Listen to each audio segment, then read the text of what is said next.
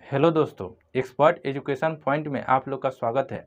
इस चैनल पर हम कक्षा 10 के बच्चों के लिए फिजिक्स पढ़ा रहे हैं और इस पे और भी सारे सब्जेक्ट पढ़ाए जाएंगे।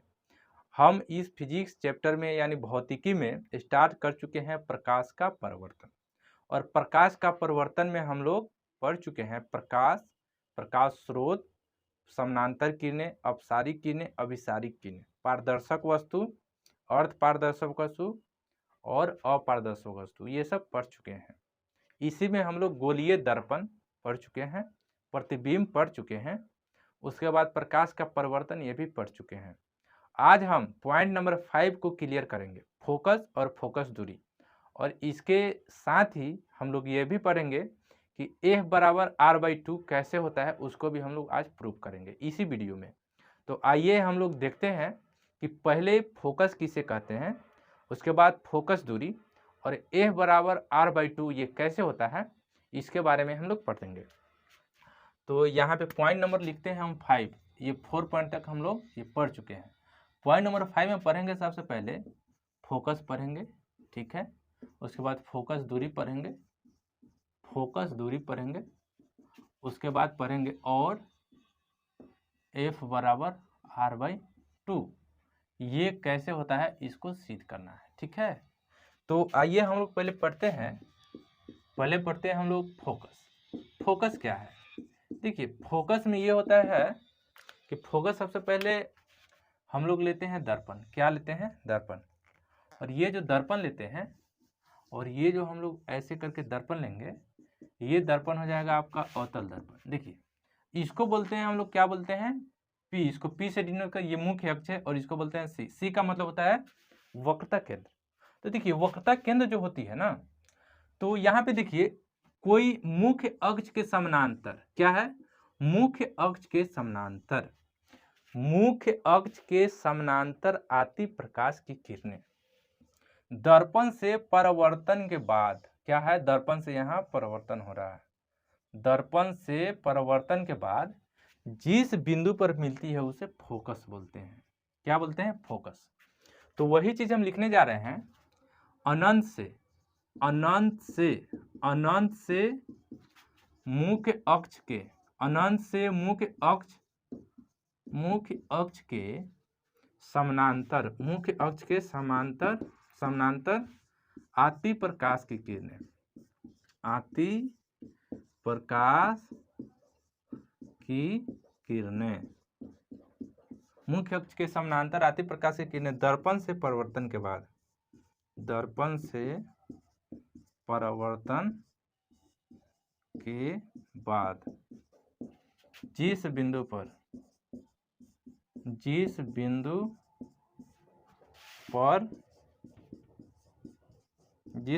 पर मिलती है या मिलती प्रतीत होती है, या मिलती हुई प्रतीत होती है, उससे उस बिंदु को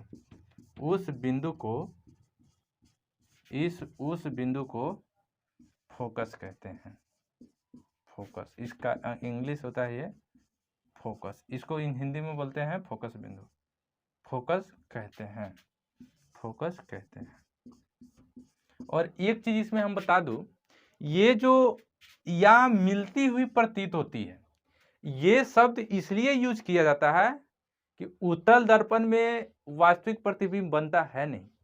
तो यहाँ पे अगर हम लोग उत्तल दर्पण बनाते हैं, देखिए यहाँ ऐसे, अगर ये उत्तल दर्पण है, ये उत्तल दर्पण है ना, तो यहाँ से ऐसे ये हो गया P, इसको क्या बोलते हैं? P। और P क्या है? मुख्य अक्ष है। ये ध्रुव है और ये क्या है? ये मुख्य अक्ष है। तो यहाँ से ये आभासी बनता है। तो यहाँ से आएगा, जब मुख्य अक्ष के समानांतर किरण आएगी यहाँ से, तो ये ऐसे मुड़ जाएगी और ये ऐसे मुड़ जाएगी। जब ऐसे मुड़ जाएगी तो ये यहाँ से होगा, ये यहाँ से आएगा, और ये यहाँ से आएगा, यहाँ से आएगा ऐसे, और ये ऐसे लगेगा कि इधर से आ रहा है, यहाँ इधर से आ रहा है, लगेगा कि इधर से आ रहा है। तो यहाँ से क्या है? यहाँ पे मिलती हुई प्रतीत हो रही है, इसलिए उत्तल दर्पण में हम लोग बोलते हैं कि मिलती हुई प्रतीत होती है। तो हम एक बार और समझा देते हैं इसको कि देखिए, फोकस क्या है? अनंत से अनंत से आती मुख्य अक्ष के समानांतर आती प्रकाश की किरणें दर्पण से परावर्तन के बाद जिस बिंदु पर मिलती है या मिलती हुई प्रतीत होती है उसे बोलते हैं फोकस। तो इसको नोट कर लीजिए। इसके बाद हम पढ़ाएंगे फोकस दूरी। देखिए फोकस दूरी में कुछ नहीं है, इसमें आप चाहिएगा तो यहाँ पे लिख सकते हैं क्या है फोकस दूरी। देखिए फोकस दूरी में यह है कि यहाँ पे फोकस दूरी देखिए ये जो फोकस दूरी है ये सब फोकस दूरी ये सब टर्म है। टर्म का मतलब शब्द है, इसको समझना है। फोकस दूरी ये होता है कि ये जो हम लोग करेंगे फोकस और ध्रुव के बीच के दूरी को हम लोग बोलते हैं फोकस दूरी। यहीं पे है क्या है, और इसको एफ से डिनोट करते हैं। तो वही चीज हम लिख रहे हैं यहाँ पे कि ध्रुव और फोकस के बीच की दूरी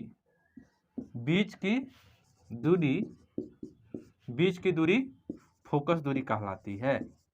ये सब टर्म है, फोकस दूरी कहलाती है या कहलाती है। इसे एफ से सूचित करते हैं। इसको नोट कर लीजिए। यही है कि यहाँ पे इसको नोट कर लीजिए, फोकस और ध्रुव के बीच की दूरी को फोकस कहते हैं। इसको नोट कर लीजिए, तब तक हम फिर आगे पढ़ाएंगे। A बराबर R/2 कैसे होता है इसके बारे में समझेंगे। हम लोग पढ़ लिए दर्पण में प्रतिबिंब कैसे बनता है, प्रकाश का परावर्तन। देखिए इस चैप्टर में प्रकाश का परावर्तन का ही सब खेल है। तो इसमें हम लोग पढ़ लिए हैं जैसे फोकस, ध्रुव और एफ से क्या समझते हैं, मतलब एफ क्या है, फोकस दूरी है। इस टर्म को ध्यान में रखिए। और ए बराबर R/2 या तो 3 नंबर में आएगा नहीं तो 5 नंबर में आएगा। तो अभी हम इसको क्लियर करेंगे, तब तक इसको नोट कीजिए। तो आशा करते हैं कि आप लोग नोट कर लिए होंगे। यहाँ पे पढ़ेंगे ए बराबर R/2 ये कैसे होता है, इसको सिद्ध करना है। ये आता है 5 मार्क्स का आता है, 5 मार्क्स का आएगा, नहीं तो ये 3 मार्क्स का आएगा। ठीक है, तो आइए हम लोग यहाँ सबसे पहले समझते हैं कि अभी हमने पढ़ा कि ये क्या है, दर्पण है। ये क्या है, मुख्य अक्ष है। ये क्या है, पी है। ये दर्पण के लिए मार्क कैसे दिया जाता है, इसको बोलते हैं कलई करना। इसको क्या बोलते हैं, कलई। अब देखिए यहाँ से कोई किरण आ रही है, ठीक है, और दर्पण से परावर्तन के बाद ऐसे जाती है। तो ये हम लोग जानते हैं कि इसको एफ बोलते हैं, इसको बोलते हैं सी। इसको एफ बोलते हैं और इसको बोलते हैं सी। अब देखिए कि हम लोगों ने प्रकाश का परावर्तन के नियम में पढ़े थे कि एक अभिलंब होती है। यहाँ पर एक अभिलंब खींचेंगे, यहाँ पे क्या खींचेंगे, अभिलंब खींचेंगे। ऐसे क्या है, यहाँ पे अभिलंब खींचेंगे। ठीक है, ये क्या होता है, अभिलंब खींचेंगे। तो अभिलंब खींचते हैं तो यहाँ पे हो जाता है एक रे, मतलब किरण। ये हो जाएगा आपतन कोण और ये हो जाएगा परावर्तन कोण। इसको बोलते हैं इंसिडेंट रे, ये रिफ्लेक्टर रे, ये है ना, ये हो जाएगा। तो अब देखिए ये मुख्य अक्ष के समानांतर ये कोई किरण आ रही है। तो यहाँ पे लिखेंगे कि यहाँ पे लिखेंगे और इसका नाम दे देते हैं बिंदु। यहाँ से दे देते स्रोत ए बी, ठीक है, ये हो गया एफ। तो यहाँ पे हम लोग देखेंगे कि एफ और पी को हम लोग बोलते हैं, यहाँ पर बोलते हैं इसको एफ और पी के बीच की दूरी को एफ बोलते हैं। और इसको जो दूरी को बोलेंगे, ये जो दूरी है इसको बोलते हैं आर। ठीक है, ये सब हम लोग को इसमें लिखते रहना है। तो यहाँ पे देखिए, यहाँ पे कि F P equal to F, ठीक है, और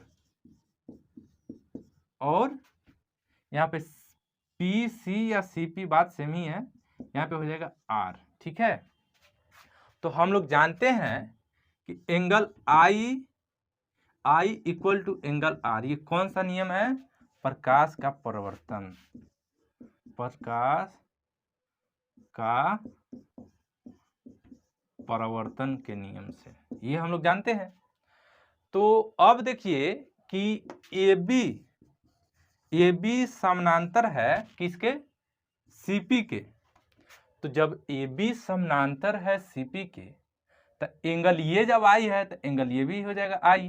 ठीक है, जब ये एंगल आई है तो ये भी हो जाएगा एंगल आई। तो जब ये एंगल आई होगा, जब ये एंगल आई होगा तो angle A B C equal हो जाएगा एंगल बी सी एफ का। देखिए ए बी सी एंगल मतलब ये एंगल और एंगल बी सी एफ ये हो जाएगा। और ये कौन सा नियम है? एकांतर कोण, एकांतर कोण से हो जाएगा। ठीक है, तो हम लोग इतना समझ लिए हैं एकांतर कोण, और इसके बाद इसको नोट कीजिए। तो फिर ये नेक्स्ट करते हैं, इसमें नहीं हो पाएगा, इसको नोट कीजिए। हाँ, नहीं तो यहाँ पे देख लीजिए।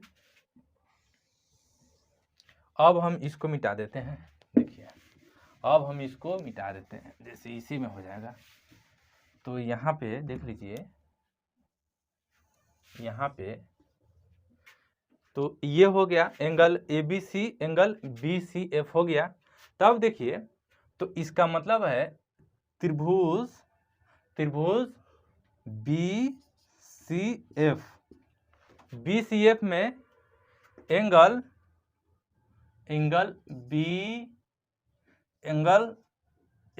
आई इक्वल टू एंगल आर, त्रिभुज बी सी एफ में। ठीक है, तो इसका मतलब है कि त्रिभुज बीसी में ए बी सी, त्रिभुज बी सी एफ में त्रिभुज angle I equal to angle R, इसका मतलब इक्वल है। तो इसका मतलब ये होगा कि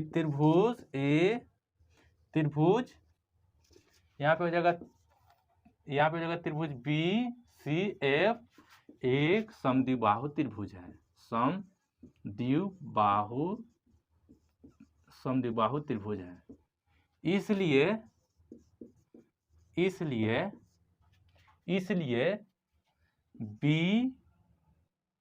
B F equal to B F equal to C F ये होगा, मतलब ये हो जाएगा, ये इक्वल हो जाएगा। तो देखिए यहाँ पे सी एफ जो है एफ पी के इक्वल होता है। जो फोकस बिंदु होता है, वक्रता केंद्र और ध्रुव के बीच का बिंदु होता है। तो देखिए यहाँ पे जब ये इक्वल है तो ये भी हो जाएगा इक्वल। तो ए बी बराबर क्या हो जाएगा? बी ए बराबर सी एफ और सी ए बराबर एफ पी। तो इसका मतलब जब ये दोनों इक्वल है तो सी पी बराबर 2 हो जाएगा। तो वही चीज़ यहाँ से लिख देते। तो इसलिए यहाँ पे तो ठीक है, इसलिए तो इसका मतलब है इस यहाँ पे देते चूँकि, और यहाँ पे लिख देंगे हम लोग, डायरेक्ट लिख सकते हैं F बराबर R/2, क्योंकि F का वैल्यू BF है। देखिए यहाँ पे CF और PF, CF का वैल्यू कितना है? CF का वैल्यू इसका BF है, ये दोनों इक्वल होता है। तो ये हो जाएगा, यहाँ पे लिख देंगे सिद्ध हो गया, सिद्ध। यहाँ पे इंग्लिश में लिख देते प्रूव्ड हो गया। चलिए तो यहाँ पे देखिए ये जो फोकस होता है वक्रता केंद्र और ध्रुव के बीच का बिंदु होता है। तो यहाँ पे देखिए एफ पी बराबर एफ है, पीसी बराबर आर है। ठीक है, और यहाँ पे एंगल आई बराबर एंगल आर परिवर्तन के नियम से जब ए बी सी पी के समानांतर है तो इसका मतलब एंगल ए बी सी और एंगल बी सी एफ क्या हो जाएगा? ये इक्वल हो जाएगा। 21 कौन से थे? एकांतर कौन से? अब त्रिभुज बी सी एफ में angle I equal to angle R है, तो इसका मतलब समद्विबाहु त्रिभुज है। जब ये समद्विबाहु त्रिभुज है तो ये दोनों और ये दोनों साइड इक्वल हो जाएगा। जब ये इक्वल हो जाएगा तो ये जो फोकस दूरी होती है, ये जो फोकस वक्रता केंद्र और ध्रुव के बीच की बिंदु होती है, तो जब ये CF है, जब ये F है, तो ये भी यहाँ पे F ही हो जाएगा। ठीक है, तो अब देखिए इसको इस तरह भी लिख सकते हैं, नहीं तो CF plus FP equal to CFP। और यहाँ पे देखिए एक और हम बता दे रहे हैं, यहाँ जब तक समझ गए हैं तब तक ठीक है। और एक और इसमें यहाँ तक तो हो गया, यहाँ तक ठीक है, या तो ये लिख सकते हैं, नहीं तो और ये भी लिख सकते हैं, CF plus FP equal to क्या है, FP इक्वल टू PC। अब देखिए PC क्या है, CF क्या है, F है, यहाँ पे FP क्या है, F है, यहाँ पे PC क्या है, R है।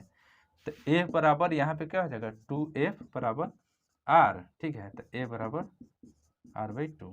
ठीक है, ये हो जाएगा। या तो इसको लिख लीजिए, नहीं तो इसको लीजिए। देखिए इसमें हम लोगों ने पढ़ा फोकस दूरी और F बराबर R/2 को प्रूव किए हैं। तो आज के लिए इतना ही। अगर वीडियो अच्छा लगे तो चैनल को सब्सक्राइब करें और बेल आइकन को दबाना ना भूलें। देखने के लिए बहुत बहुत धन्यवाद।